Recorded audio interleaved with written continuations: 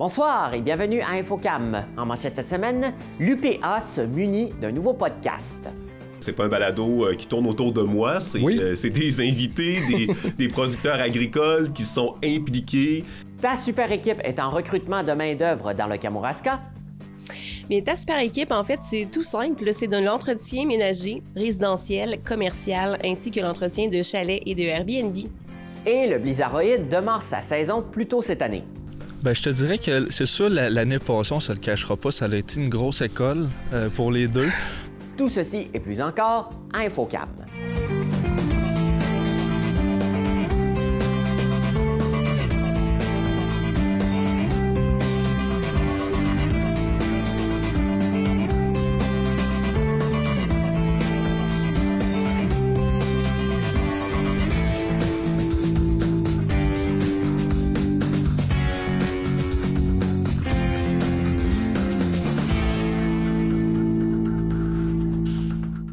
Afin de continuer à rejoindre leurs membres ainsi que le public en général, l'UPA du Bas-Saint-Laurent a mis sur pied un nouveau podcast.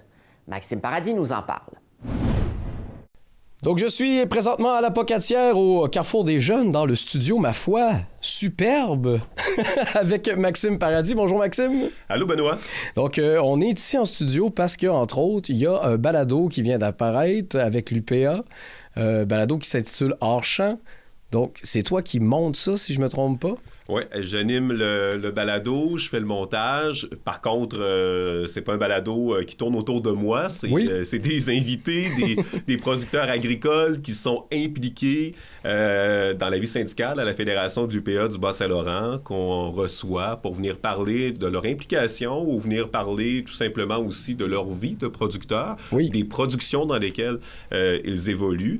Et cette année, on a décidé pour faire la première saison, essayer de donner, comment je pourrais dire, une orientation vers les ambassadeurs de la Fédération. OK. Et qu'est-ce qui fait qu'il y a eu ce besoin-là?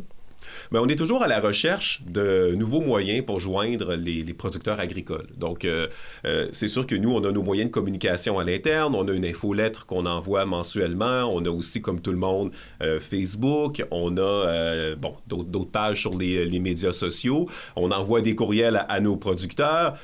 On émet des communiqués de presse qui sont repris par les médias comme vous, TVCK.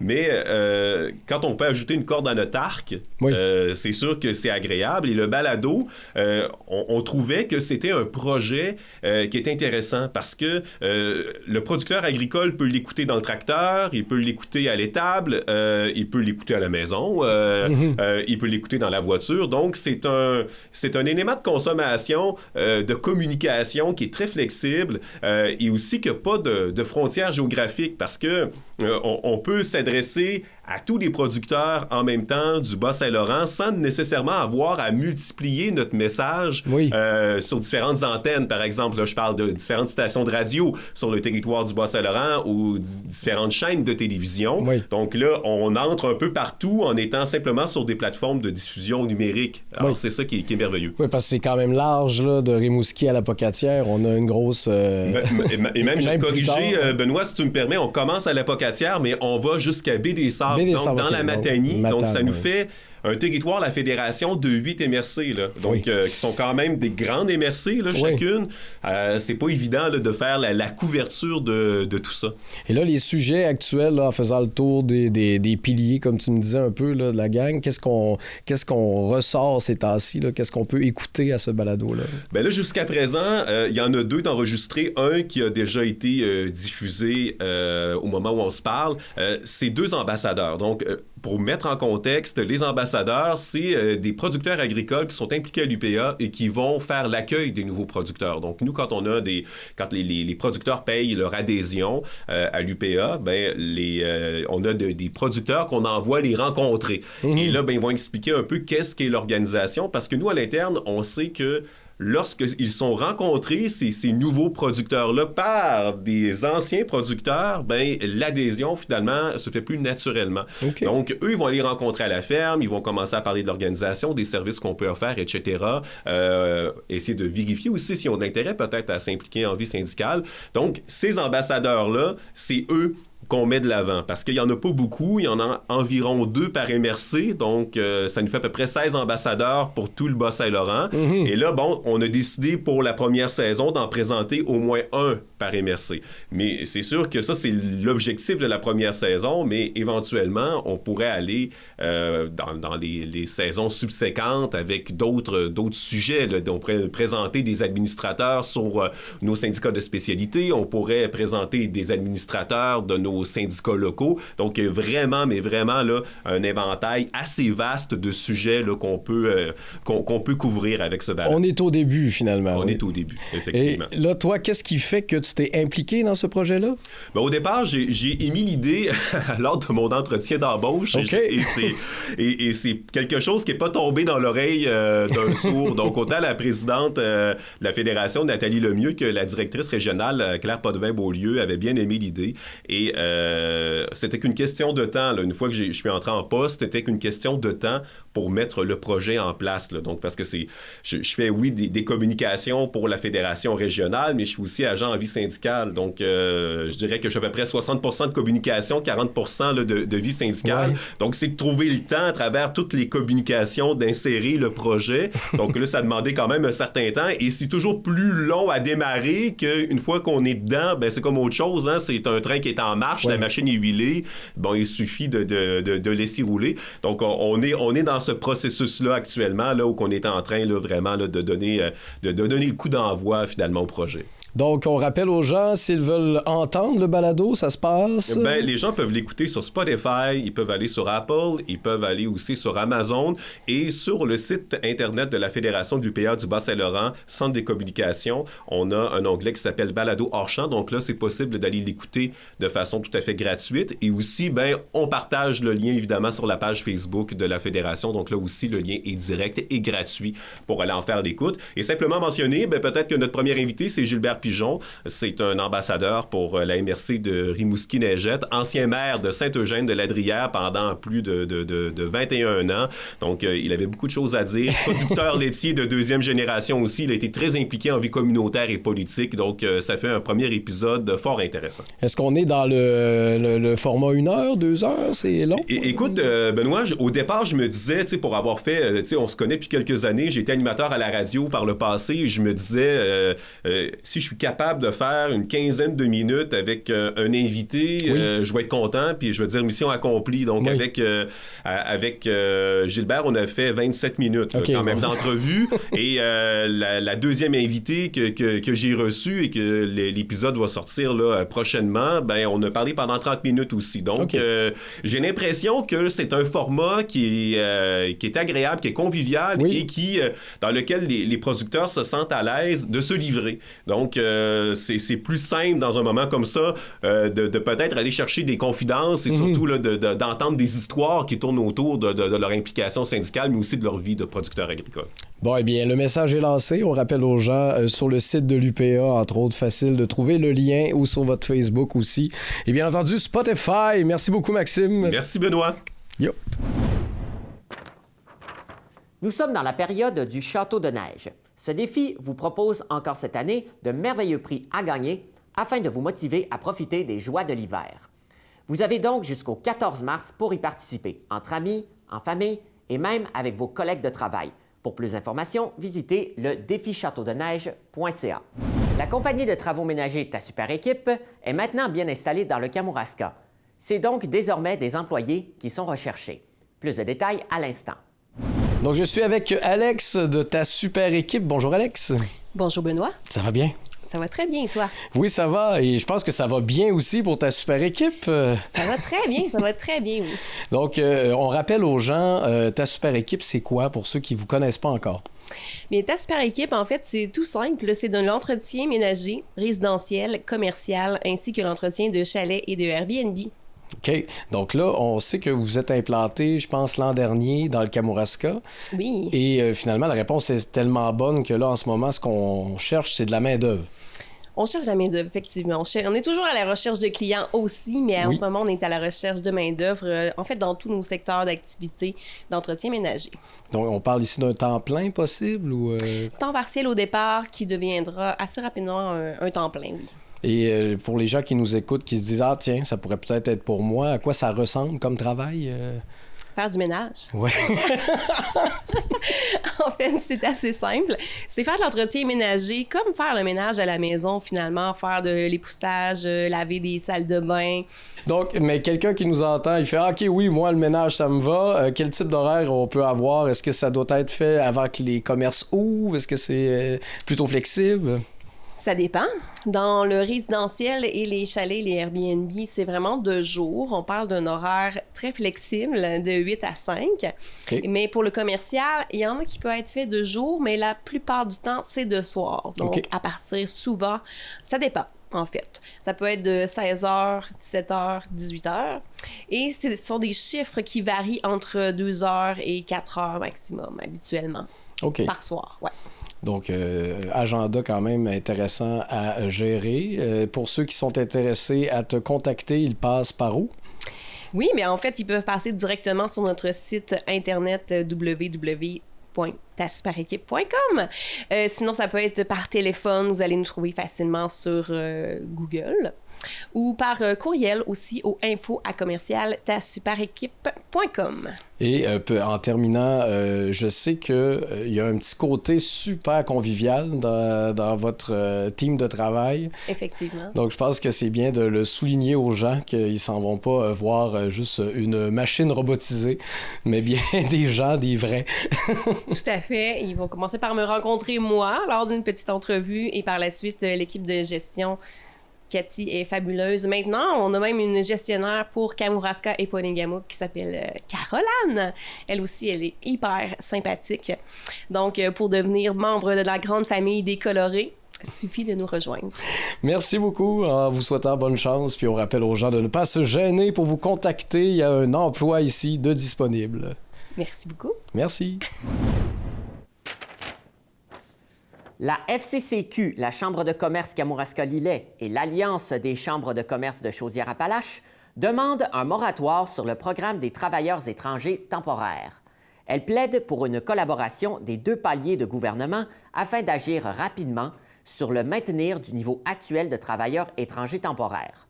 En effet, en plus d'une possible guerre tarifaire qui aurait des impacts dévastateurs sur l'économie, des centaines d'entreprises à travers le Québec craignent pour leur survie, alors que les restrictions imposées par le programme des travailleurs étrangers temporaires mettent en péril les permis de milliers de travailleurs impossibles à remplacer.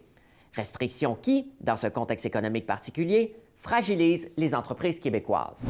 Les deux jeunes entrepreneurs du bar laitier Le Blizzardoïde à Saint-Pascal sont prêts pour démarrer leur nouvelle saison en grand. Benoît Meuret les rencontre. Donc, je suis devant le Blizzardoïde ce matin. C'est sûr qu'il fait un peu froid pour passer ce sucré et glacer le bec, mais bonjour les gars! Hey, bonjour. Donc, Blizzardoïde, ça commence à devenir une institution ici. Ça fait quand même quelques années que ça existe. Si on parle un peu de votre arrivée dans Saint-Pascal qui s'est passé l'an dernier, comment ça a été? Ça a été tout qu'un début de saison. Je te dirais, on a été agréablement surpris de autant la réponse des gens qui sont venus vraiment en grand nombre. Puis surtout on voyait le line-up. Oui, non, ça a été des super de beaux mois. Puis je pense que ça a été le fun aussi de voir un petit peu la clientèle piétonnière qu'on n'avait pas à l'autre endroit, en étant plus loin. Fait que moi, je trouve qu'on a eu vraiment une belle réponse là, de la part de tous les gens, que ce soit de Saint-Pascal et les environs. Fait qu'on est vraiment contents. On est allé chercher aussi un achalandage beaucoup plus constant dans la clientèle, donc beaucoup moins de temps mort comparativement là, à notre endroit sur la 230, là, qui était un petit peu plus loin justement pour la clientèle qui était piétonnière ou même les élèves de l'école là, qui sont juste à proximité de chez nous maintenant. Donc c'est vraiment une belle acquisition pour nous. Puis là, dans le fond, c'est ça, vous avez ici, vous en avez aussi à Rivière-Ouelle. Donc, ça se passe comment, la gestion de ces deux business-là en même temps? Bien, je te dirais que c'est sûr, l'année passée, on ne se le cachera pas, ça a été une grosse école pour les deux. Je te dirais, on a passé d'un endroit où on était locataire, puis on avait seulement une petite équipe, on était 6 comptants, moins Félix. Puis là, on passe d'une équipe de 4 à 16. Ça a été toute qu'une école, beaucoup plus de ressources humaines, beaucoup plus de formation aussi. La majorité de notre staff était nouveau. veux pas, ça a été une grosse école. On s'en est sorti. C'est pour ça que ça va être le fun cette année, je pense, de ne pas avoir de surprise. Ça a été quand même une année qui est très, très formateur. Puis on a été en mesure, là, justement, de répondre à ces différents besoins-là, autant ici à Saint-Pascal qu'à Rivière-Ouelle. Et en plus de notre service de livraison qui, depuis quelques années, là, grossit de plus en plus. Et on tente aussi de développer là, cette partie-là ici au bar laitier. Donc, quand on parle de livraison, on parle de votre présence dans certains événements, certains festivals, etc. Je pense. Exactement. Donc, on a lancé ça, je pense que ça fait déjà la 3e saison. Oui, en plein ça. Puis, dans le fond, c'est majoritairement Félix qui s'en occupe. Fait qu'on fait tout ce qui est établissement scolaire, entreprise. On fait des l'été, on peut autant aller dans des camps de jour, dans des festivals. Bref, on se promène beaucoup. Je dirais la semaine, c'est majoritairement tout ce qui est entreprise. Plus école, entreprise, différents parties aussi corporatifs. Puis les fins de semaine, on est vraiment sur place à des événements. Donc, tous nos week-ends d'été sont déjà bookés, là, que ce soit au niveau événement, festival ou autre. Ah ouais. On a su développer aussi un petit peu plus que le côté glacé, donc on a amené popcorn, barbe-papa, bonbons pour essayer d'avoir un kiosque encore plus attrayant. Donc c'est vraiment notre offre là, lors des festivals. Bon, fait que ça veut dire que si tout le monde prend 30 livres à Saint-Pascal, ça va être de votre faute. Non, parce que c'est ça, maintenant ils peuvent venir à pied, fait qu'on les fait bouger. Quel bon lien! Là-dessus, on a la conscience plus tranquille. Donc là, cette année, bientôt l'ouverture déjà au mois de mars, donc ça s'en vient, mais je pense qu'il y a quelques festivités de reliées à ça. Oui, c'est sûr que c'est quand même une saison spéciale pour nous. C'est déjà la 5e pour le bar laitier à Saint-Pascal. C'est quand même assez fou de se dire qu'on a commencé ça, là. Ça fait pas 5 ans, mais c'est déjà la 5e saison.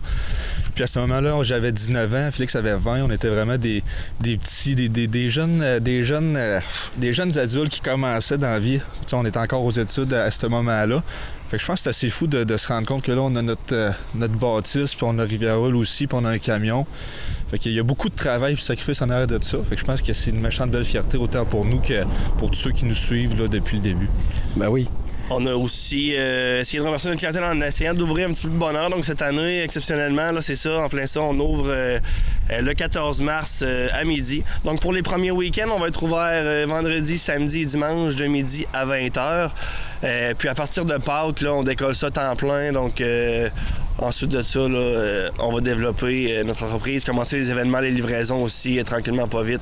À partir de là, mais pour les premières fins de semaine, ça va être vraiment les vendredis, samedis et dimanches de midi à 20h. J'ai vu qu'il y avait un concours, je crois. Il y a des prix à gagner. On fait le plus gros concours, en fait, du début de saison. Fait qu'on fait tirer ta crème molle gratuite pour l'été. Donc, c'est un prix d'une valeur de 350 $. Oh. Donc, pour participer, tout ce que tu dois faire, c'est aller sur notre page Facebook, t'aimes l'application, tu partages et tu tags 3 de tes amis. Aussi simple que ça. Puis, on va l'annoncer le 14 mars à 11h. OK. Donc, c'est encore le temps de le faire là. Oui, là. Exactement. Il y a encore du temps. Ben merci les gars. Je vous souhaite une très belle saison. Puis c'est sûr qu'on va se revoir cet été. Oui. Espérant qu'il fasse un petit peu plus chaud. Oui. Merci, bye-bye. Merci. Le camp de jour de la municipalité de Rivière-Ouelle est actuellement à la recherche d'accompagnateurs et d'animateurs afin de compléter leur équipe. Plus de détails avec Kim Golden-Fellum. Donc, je suis à la mairie de Rivière-Ouelle ce matin. On parle loisirs, on parle de camp de jour. Donc, les camps de jour qui s'en viennent bientôt. Ben oui. Vous en êtes dans la coordination, la préparation? Ben oui, déjà, là, les gestionnaires de camps, là, on prépare déjà les camps. Le camp de jour, là, c'est un travail à l'année. Nous, souvent, on voit ce qui se passe quand les camps commencent, là, mais en tant que gestionnaire, là, on a plein d'autres tâches à faire. Puis là, en ce moment, ben en mars, là, souvent, ben pas souvent, mais c'est en fait le temps là, des embauches pour combler notre équipe, puis que chacun ait la formation et tout ça. Et donc là, en ce moment, il y a des postes à combler. Oui, exactement. Ça serait lesquels, là? Si on donne une idée aux gens. Oui, bien, je peux donner... en ce moment, tu sais, nous, c'est particulier, notre camp de jour. Je peux faire peut-être pour que les gens comprennent. Là, oui. Nous, on est le seul là, dans le Kamouraska qui est comme ça, mais c'est qu'on est avec... on est un camp de jour intermunicipal. Okay. Donc, Rivière-Ouelle, Saint-Pacôme et Saint-Denis sont fusionnés ensemble pour donner un camp de jour et qui s'appelle le camp de jour Fleuve et Montagne. Fait que pour bien nous rechercher, là. Oui. Présentement, nos besoins sont en accompagnement. J'ai 2 postes d'accompagnateurs à combler. Quand on parle d'accompagnateur, ben, c'est pour des jeunes ayant des besoins particuliers. Donc, c'est du 1 à 1. C'est pas nécessairement dans l'animation de groupe. Il y a de l'animation à faire parce qu'il faut adapter les jeux. Faut occuper cet enfant-là pour qu'il fasse un bel été aussi. Oui. Il y a moyen aussi que ce jeune-là aille dans les groupes, mais il faut toujours un accompagnement un peu plus précis. Donc, quelqu'un qui a cette belle maturité en lui pour accompagner quelqu'un qui en a besoin tout l'été. C'est ce qu'on recherche, quelqu'un qui est à l'aise aussi, avec tout type de problématiques, souvent avec le trouble du spectre de l'autisme, la déficience intellectuelle, la déficience physique, trouble de comportement plus complexe aussi. Mm-hmm. Donc, mais c'est une belle expérience de travail où on apprend beaucoup sur soi-même. Oui. Puis c'est des jeunes avec une très grande sensibilité, puis c'est beau de les voir évoluer au cours de l'été. Oui, je pense qu'il y a moyen autant pour l'employé que le jeune de s'émanciper dans ce contexte-là. Exactement. Puis c'est sûr qu'on essaie le plus possible d'avoir des jeunes qui ont déjà de l'expérience, ou du moins qui ont déjà de l'expérience. Là, fait que nous, on en voit beaucoup. On essaie d'aller chercher les élèves en éducation spécialisée au cégep de la Pocatière.